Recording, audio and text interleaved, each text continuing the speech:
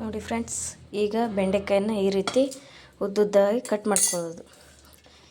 ನಮ್ಗೆ ಯಾವ ಶೇಪಲ್ಲಿ ಬೇಕೋ ಆ ಶೇಪಲ್ಲಿ ಕಟ್ ಮಾಡ್ಕೋಬೋದು.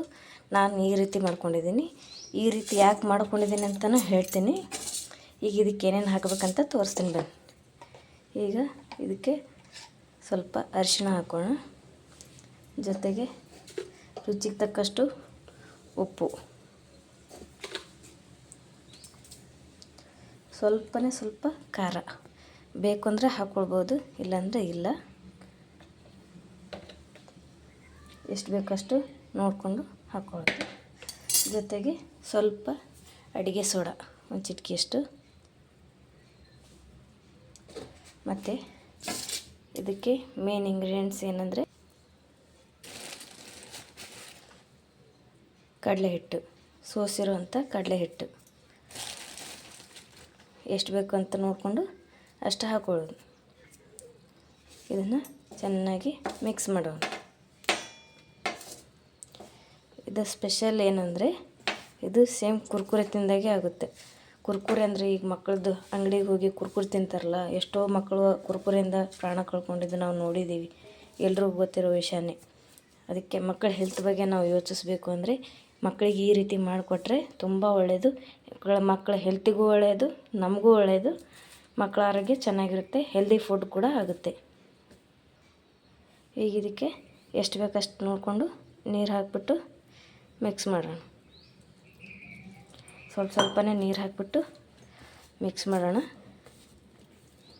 ಇದನ್ನು ಮಿಕ್ಸ್ ಮಾಡಿಕೊಂಡು ಬರ್ತೇನೆ.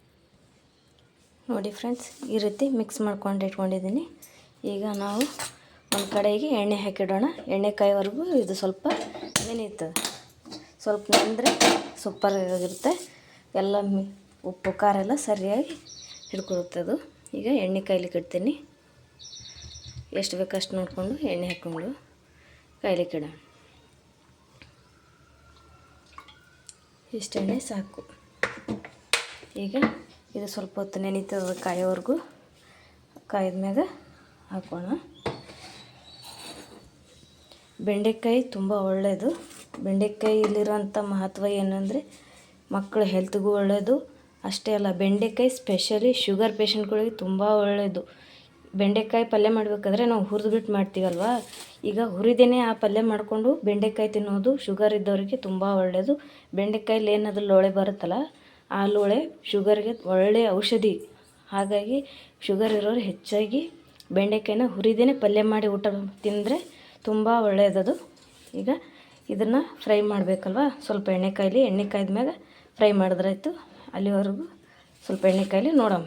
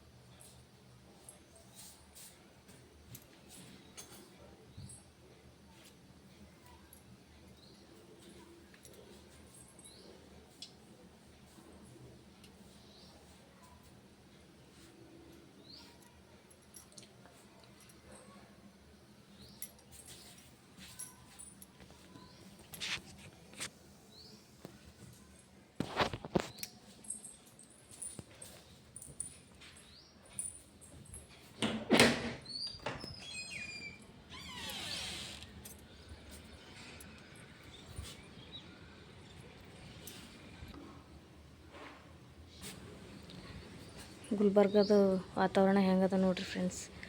ಎಷ್ಟು ಬಿಸಿಲೈತಿ ನೋಡಿರಿ. ಎಷ್ಟು ಬಿಸಿಲು ಅಂದ್ರೆ ಹೊರಗೆ ಹೋಗೋಕ್ಕಾಗಲ್ಲ, ಅಷ್ಟು ಬಿಸಿಲೈತಿ ಫ್ರೆಂಡ್ಸ್ ಹೊರಗೆ. ಬೇರೆ ಕಡೆ ಹೆಂಗಾರ ಮಳೆ ಆಗ್ಲತ್ತವ ಅಂತಾರೆ ರೀ, ನಮ್ಮ ಕಡೆ ಮಾತ್ರ ಬಿಸಿಲು ಮಾತ್ರ ಜಾಸ್ತಿ ಅದ ರೀ. ನನ್ನ ತಮ್ಮ ನೀನು ಊರಿಗೆ ಹೋದನ್ರಿ.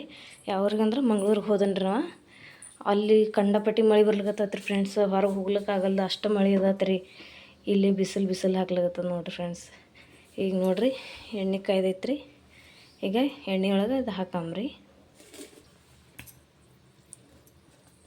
ಈಗ ಒಂದೊಂದಾಗಿ ಹಾಕ್ತೀನಿ ನೋಡಿರಿ ಫ್ರೆಂಡ್ಸ್.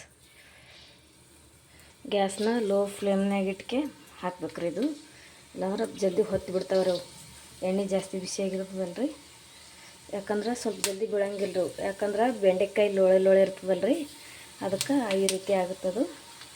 ಸ್ವಲ್ಪ ಉರಿ ಲೋ ಫ್ಲೇಮ್ನಾಗಿಟ್ಟು ಹಾಕ್ಬೇಕು ರೀ, ಅವಾಗ ಚಂದ ಬರ್ತಾವೆ ರೀ.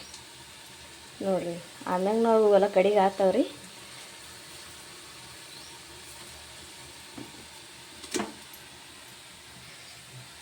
ಸ್ವಲ್ಪ ಕರಡಿಸ್ಬೇಕು ಹಾಗೆ. ಇದು ಕಡೆಗೆ ಹತ್ಕೊಂಡ್ಬಿಟ್ಟತ್ರಿ ಅದು. ಇದು ಟೇಸ್ಟ್ ಮಾತ್ರ ಸೂಪರ್ ಆಗ್ತಾವ್ರಿ ಇವು. ಮಕ್ಳಿಗೆ ತಿನ್ನೋದಕ್ಕೆ ಸೈಡ್ ಸ್ನ್ಯಾಕ್ಸ್ ಅಂದರೆ ಸ್ಕೂಲಿಂದ ಬಂದ ತಕ್ಷಣ ತಿನ್ಲಿಕ್ಕೆ ಬಿಡ್ತಾರೆ ರೀ ಮಕ್ಕಳು. ಅವಾಗ ಅಂಗಡಿಯಿಂದ ಕುರ್ಕುರೆ ಅದು ಇದು ಹಾಳು ಮುಳು ತಂದು ಕೊಡೋದಕ್ಕಿಂತ ಈ ರೀತಿ ಮನೆಯಲ್ಲೇ ಮಾಡಿಕೊಟ್ರೆ ಅವರು ಇಷ್ಟಪಟ್ಟು ತಿಂತಾರೆ. ಹಾಗೆ ಅವ್ರ ಹೆಲ್ತ್ಗೂ ಒಳ್ಳೆಯದು, ಸ್ನ್ಯಾಕ್ಸ್ ಆಗಿ ಚೆನ್ನಾಗಿರುತ್ತೆ ಇದು. ಅಷ್ಟೇ ಅಲ್ಲ, ನಾವು ಊಟ ಮಾಡಬೇಕಾದ್ರೆ ರೊಟ್ಟಿ ಚಪಾತಿ ಅನ್ನಕ್ಕೆಲ್ಲ ಸೈಡಲ್ಲಿ ಸೂಪರಾಗಿರ್ತದ್ರಿ ಅದು. ನೋಡಿರಿ ಎಷ್ಟು ಚೆಂದಾಗ್ಯಾವ, ಸಖತ್ತಾಗತ್ತಾವ ನೋಡಿರಿ.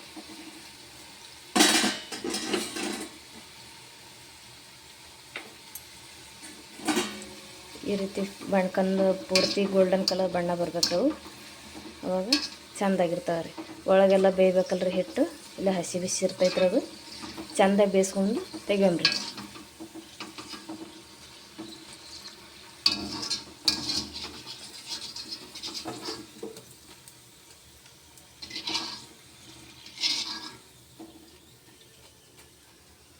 ನೋಡಿರಿ ಫ್ರೆಂಡ್ಸ್ ಹೆಂಗದಾವ ನೋಡಿರಿ.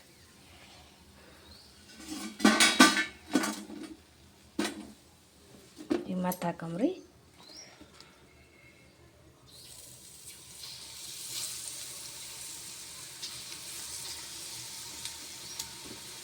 ಇದು ಲೋಳೆದ ಅಂತ ಹೇಳಿ ಇದು ಮಾಡ್ಬೋದ್ರಿ. ಈ ಬೆಂಡೆಕಾಯಿ ಲೋಳೆ ಭಾರಿ ಒಳ್ಳೇದದ ರೀ ಹೆಲ್ತಿಗೋಸ್ಕರ. ನಾವು ತಿನ್ಬೇಕ್ರಿ. ನಮ್ಮ ಹೆಲ್ತ್ ಮುಖ್ಯ ಅಲ್ರಿ, ಆರೋಗ್ಯವೇ ಭಾಗ್ಯ ಅಂತ ಅಂದಲ್ರಿ. ನಮ್ಮ ಹೆಲ್ತ್ ನಾವು ಚೆಂದ ನೋಡ್ಕೊಂಡ್ರೆ ಎಲ್ಲ ಚೆಂದ ಇರ್ತದ್ರಿ.